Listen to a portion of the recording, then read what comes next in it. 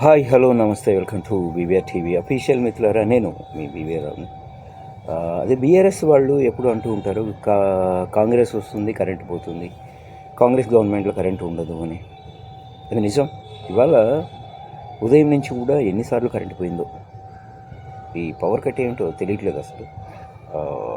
So ఇప్పుడు కూడా అందుకే ఒక table light chargeable table light ఒకటి ఉంటే అది పెట్టుకొని, సరే టైం అయిపోతుంది వీడియోలు చేద్దాం, ప్రతిరోజు కొన్ని వీడియోలు చేయాల్సిన అవసరం ఉంటుంది కాబట్టి సో అలాగే వచ్చానమాట.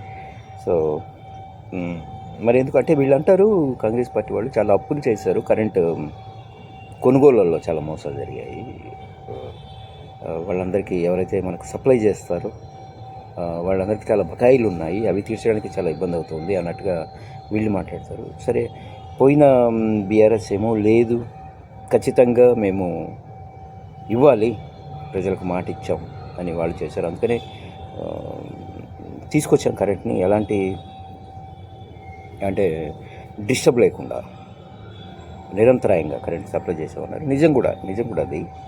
సరే, ఏం అప్పులు చేశారా ఇంకొకట ఇవన్నీ పక్కన పెడితే నిజంగానే వాళ్ళ హయాంలో ఎప్పుడు పవర్ కష్టాలు ఉండేవి కాదు.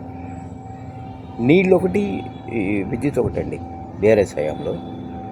అది గమనించే ఉంటాను మీరు కూడా. సో మీకు నేను కొత్తగా చెప్పాల్సిన అవసరం లేదు. సో కాంగ్రెస్ పార్టీ మరి ముఖ్యంగా కాంగ్రెస్ వస్తుంది కరెంటు పోతుంది అన్న ఏదైతే అపోహ అనుకోండి, అది ఇంకేమైనా మీ ఫెయిల్యూర్ అనుకోండి, వాట్ ఎవర్ ఇట్ ఈస్, దాని నుంచి బయటపడాల్సిన అవసరం ఉంది. ప్లీజ్ రేవంత్ రెడ్డి గారు ఒకసారి ఆలోచించాలి.